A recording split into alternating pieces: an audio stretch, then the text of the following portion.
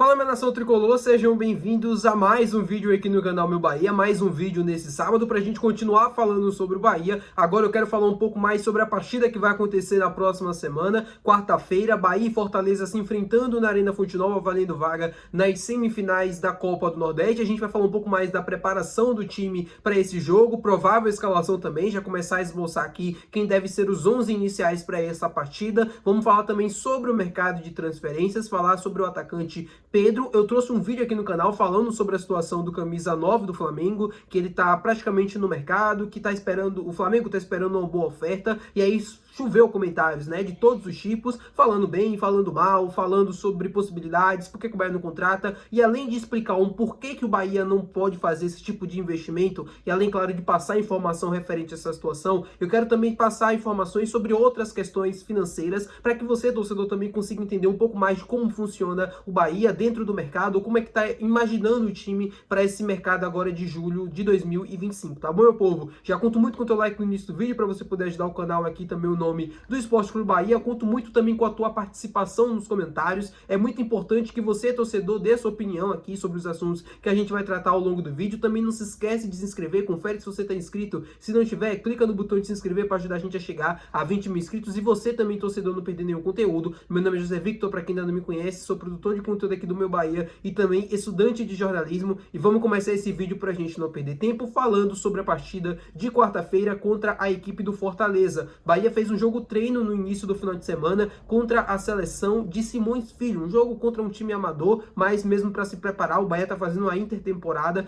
visando aí os confrontos que vai ter logo na sequência nesse mês de julho. O Bahia venceu por 6-0 esse jogo, amém, glória a Deus, significa que as coisas estão normais, né? O Bahia tinha que vencer, tinha que golear contra um time amador. Eu sei que era uma volta de férias e tal, os jogadores ainda estão ganhando o ritmo de jogo novamente, mas era importante já começar embalado aí, vencendo um time que ele não é nem profissional.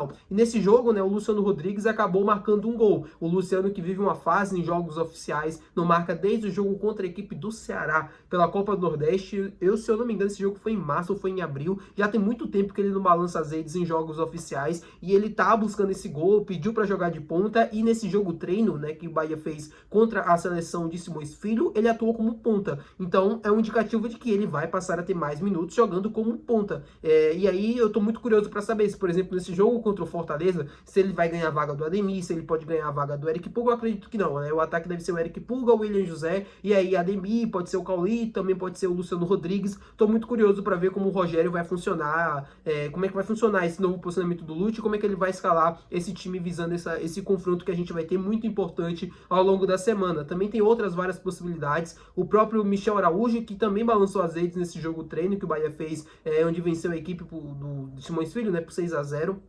É um jogador que vem numa crescente também muito boa, e é importante aqui a gente reconhecer e a gente falar. É um jogador que não vai ser titular, né? Não, pelo menos nesse momento eu não vejo o Michel Araújo jogando entre os 11 iniciais. Eu não vejo lugar para colocar ele, a não ser ali na ponta esquerda, tirando o Eric Pulga. Mas aí como é que você vai tirar um jogador que é o principal do Bahia na temporada? Mas ele vem balançando as redes em jogos oficiais, dando assistências, contribuindo, participando mesmo bem do jogo. Eu tô bem feliz com essa evolução do Michel Araújo, que era um jogador que a gente criticava bastante. Eu torço também pro Rodrigo Nestor ter o mesmo crescimento e conseguir atingir o mesmo nível de jogo que o Michel Araújo vem conseguindo. O Bahia treinou no sábado hoje, vai descansar, o elenco vai descansar amanhã no domingo, vai ganhar folga. Aí o Bahia faz mais um treino na segunda, mais um treino na terça, e quarta tem jogo contra o Fortaleza, né? Já que o jogo é aqui na Arena Fonte Nova, dá pra você fazer esse treino um dia antes, porque não tem uma viagem nesse meio do caminho. Então o Bahia treina na terça, depois já todo mundo se prepara pro jogo de quarta contra a equipe do Fortaleza. Todo mundo vai já pro hotel, já vai se apresentando para ficar todo mundo ali próximo, para depois na quarta-feira acontecer o jogo, e aí o Bahia,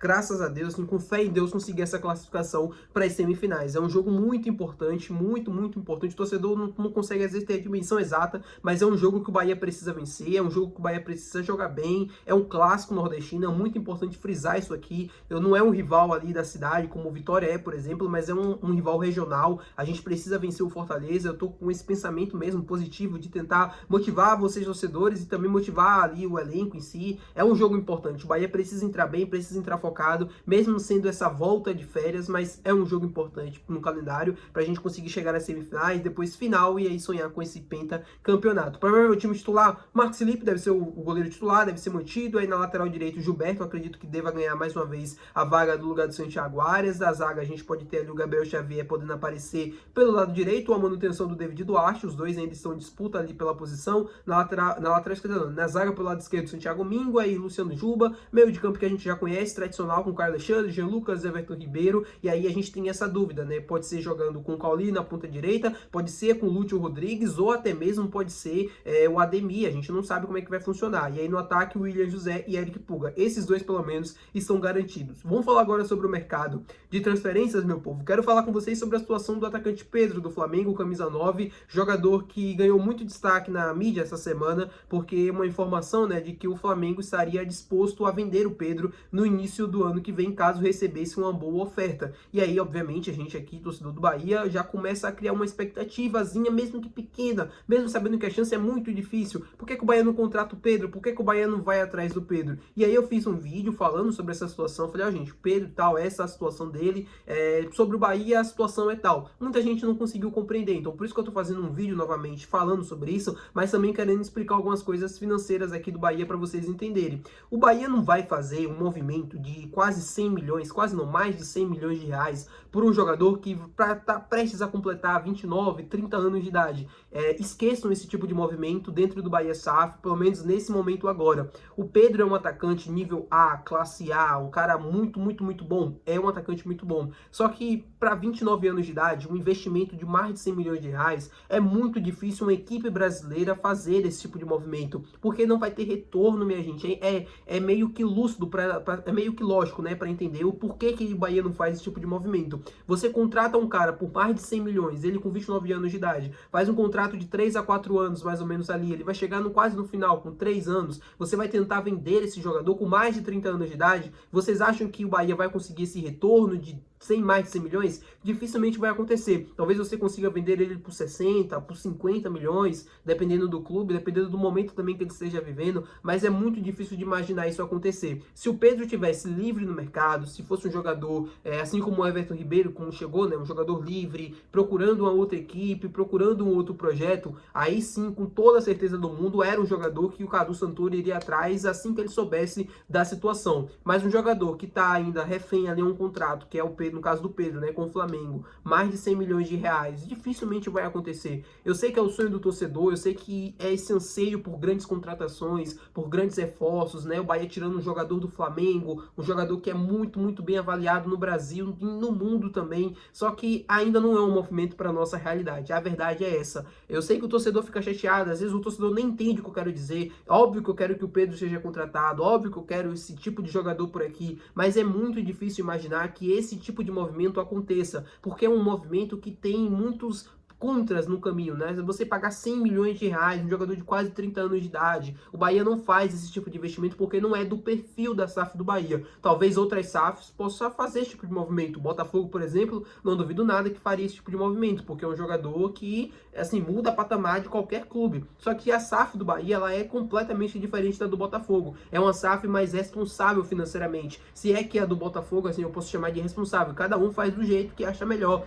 Cada um cuida do seu dinheiro do jeito que acha melhor, né? O Texel cuida do dinheiro dele, o Grupo City cuida do dinheiro dele, e aí cada um vai fazendo seus projetos e a gente vai vendo ao longo dos anos qual SAF vai se saindo melhor ali dentro do campo. Mas dentro mesmo do perfil mesmo do que o Bahia se propõe a fazer no mercado, é você contratar jogadores jovens, né? Jogadores que ainda tem mercado e que ainda tem uma possível venda, contratar jogadores experientes, mas na sua grande maioria livres do mercado, ou se não contratar mesmo oportunidades, como era o caso, por exemplo, do Thomas Connection, né, jogador do Alavés, que o Bahia estava tentando contratar por quase 22 milhões de reais. É uma situação já diferente, ele tem mais ou menos a mesma idade do Pedro, e é um ponta esquerda e tal, 22 milhões, você também não vai conseguir esse tipo de retorno, talvez você não venda ele por mais de 22 milhões de reais, mas é uma quantia mais baixa, que você consegue pagar tranquilamente. City. Não que o Grupo City não tenha condições de pagar e não tenha condições de fazer esse tipo de investimento, só não é do perfil da SAF do Bahia investir mais de 100 milhões em um jogador, ainda mais numa janela do meio do ano. É óbvio que o Pedro seria pro ano que vem, né? Aí ano que vem é uma outra realidade.